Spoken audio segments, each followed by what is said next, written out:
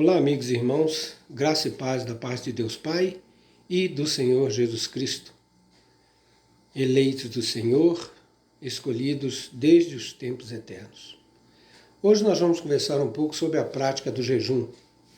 Será que jejum é para os nossos dias? Será que vale a pena? Será que está correto jejuar? Qual é a diferença do jejum no Novo Testamento e no Antigo Testamento? E para tanto nós vamos ler um versículo no livro de Neemias, capítulo 1, e o versículo é o verso 4, que assim diz: E sucedeu que, ouvindo eu estas palavras, assentei-me e chorei e lamentei por alguns dias. Estive jejuando e orando perante o Deus dos céus. Neemias capítulo 1, versículo 4. Eu poderia ler qualquer outro versículo do Antigo Testamento, porque fala-se de jejum no livro de Esther e em muitos outros livros. Era uma prática comum no Antigo Testamento. O povo judeu, eles oravam pelos mais diversos motivos. Mas geralmente era, quando se jejuava e orava, se colocava pano de saco e cinza, como foi o próprio rei Davi que orou quando a criança nasceu, depois dele possuir Batseba, e ele ficou orando e jejuando pela vida da criança. Mas o menino morreu, realmente. Então, era amplamente conhecido essa prática do jejum.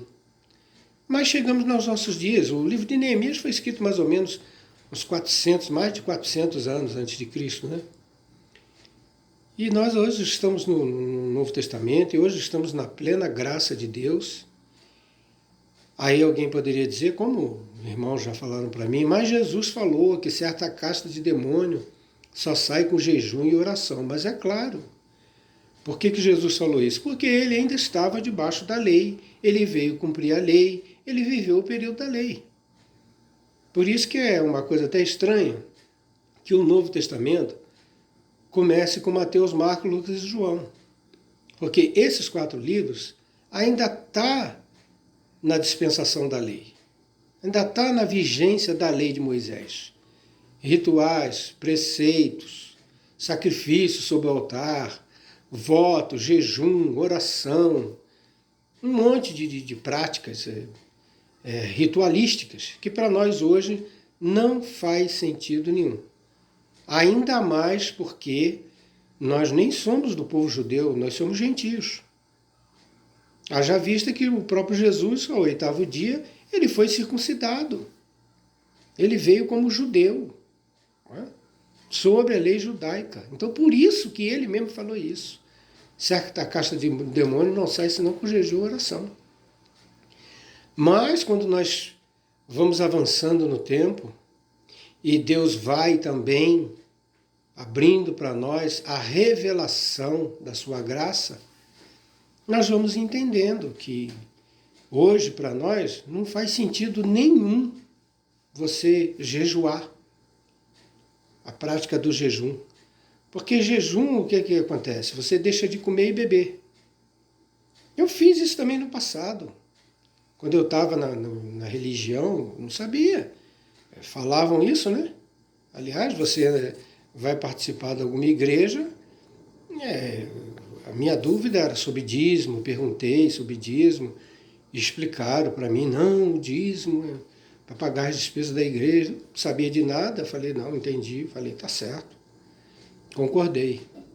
Depois descobri a prática do jejum também, e teve ocasião de eu jejuar 3 dias, sem comer e beber absolutamente nada, pensando que aquilo ali era algum progresso, alguma coisa muito boa, que ia me dar muita edificação.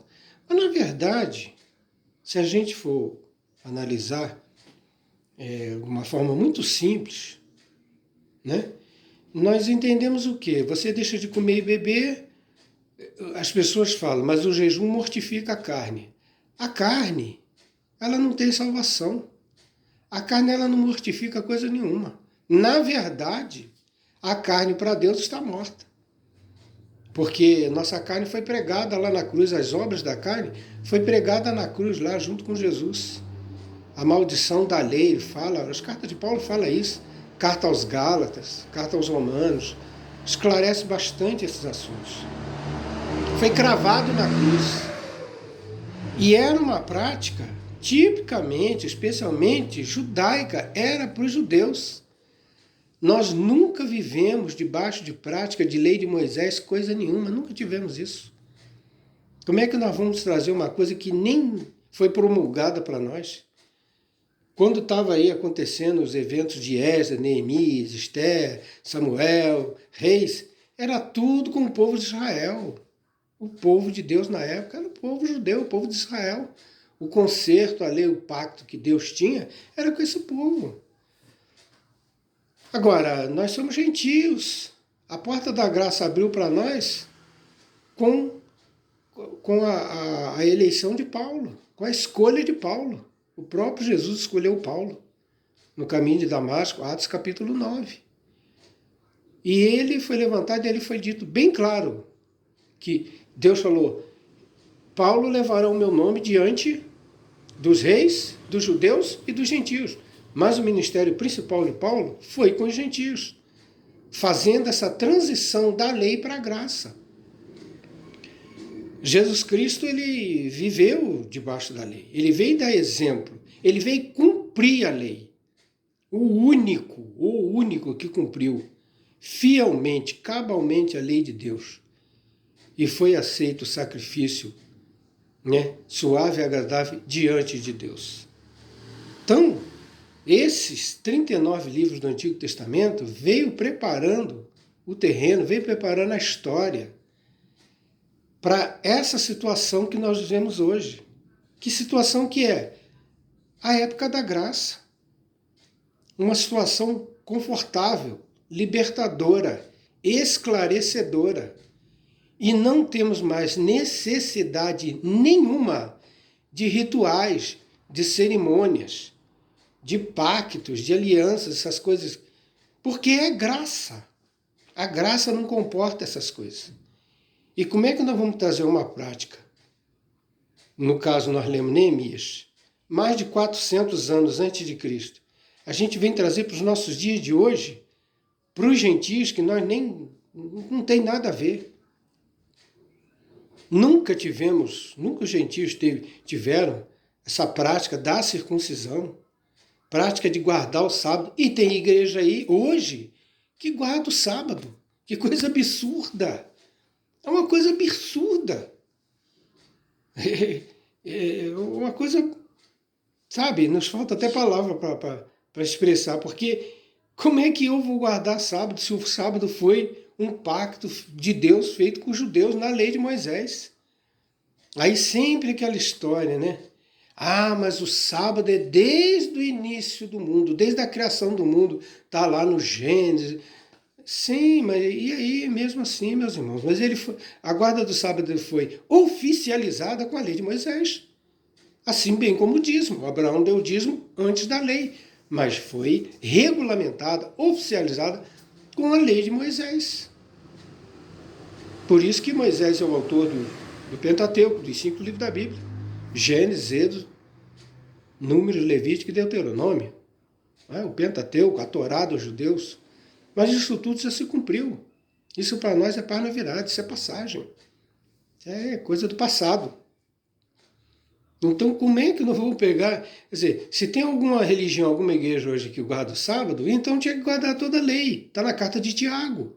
No Novo Testamento, pode ler a carta de Tiago. Tiago fala que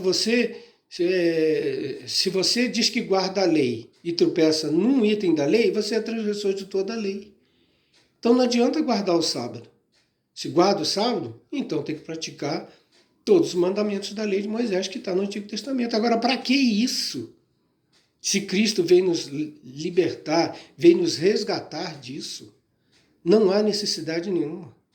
Deus nos escolheu, nos predestinou desde a fundação do mundo, para nós vivermos eternamente, para sermos seus filhos amados, para vivermos comunicando essa graça, compartilhando essa graça maravilhosa, libertadora, transformadora. Porque Jesus, para o judeu, ele era o Messias, o Cristo prometido, o ungido, que libertaria o povo dos seus pecados. Mateus capítulo 1 está escrito isso. E ele libertará o seu povo dos seus pecados. Libertou, derramou o seu sangue e tirou o pecado de uma vez por todas. Só que esse sacrifício, ele é abrangente. Ele alcançou até nós, gentios, que não tínhamos nada que ver com o povo de Deus, que vivíamos como estrangeiros, perdidos, indiferentes, né? Aos pactos de Deus, à lei de Deus. Mas agora nós fomos trazidos para perto. E diz a Escritura, nas cartas de Paulo, que dos dois fez um novo homem, do judeu e do gentio. Agora é um povo só. Não existe mais isso, privilégio para os judeus mais. Judeu é o povo escolhido de Deus. Tiveram o momento deles. Mas rejeitaram o seu Salvador Cristo. Até hoje o judeu rejeita a Cristo, não é? Mas para nós foi o estabelecimento da graça de Deus para a nossa vida. Então não faz diferença nenhuma, não tem necessidade nenhuma da gente jejuar.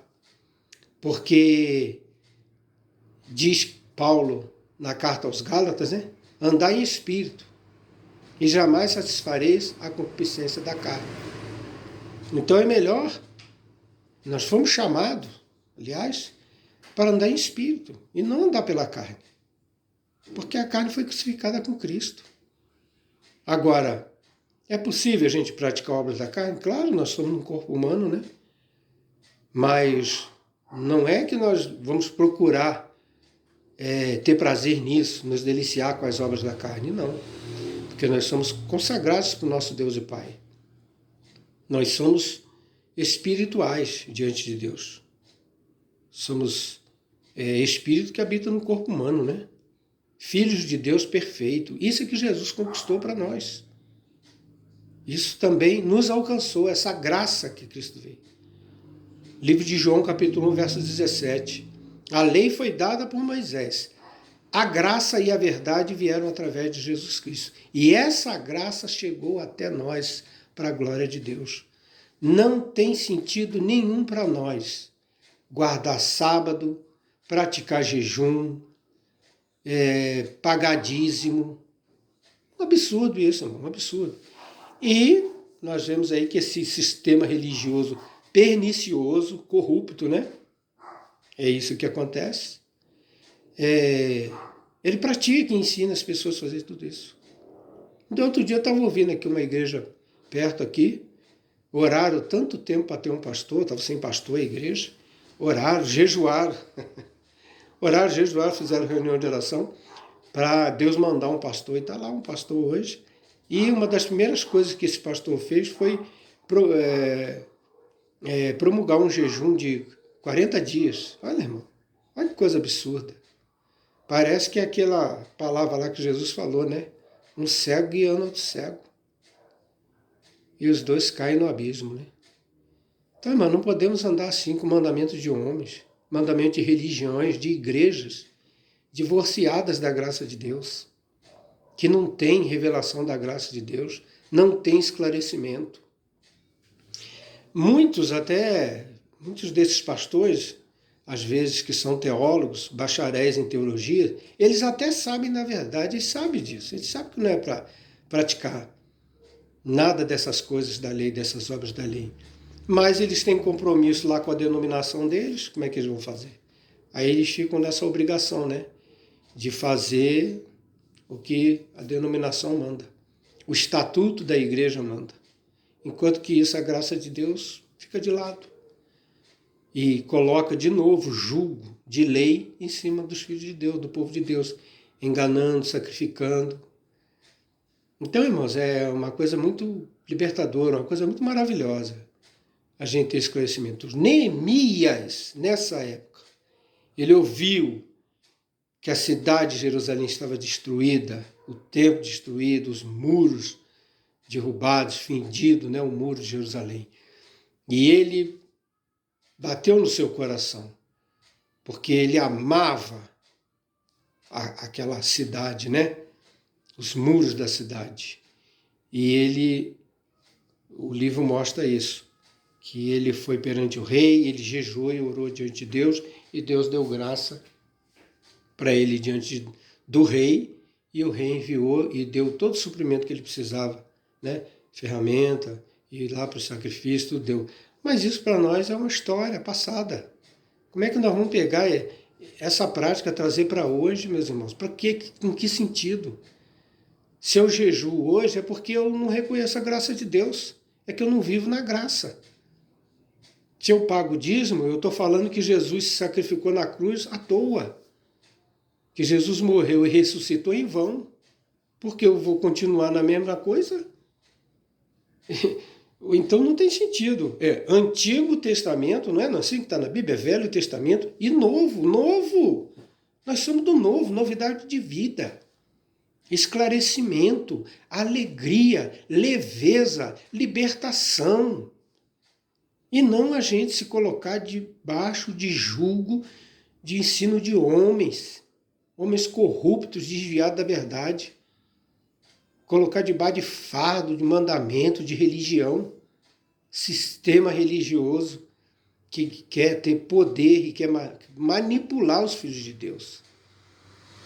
Então, irmãos, a gente tem que sair fora dessas coisas.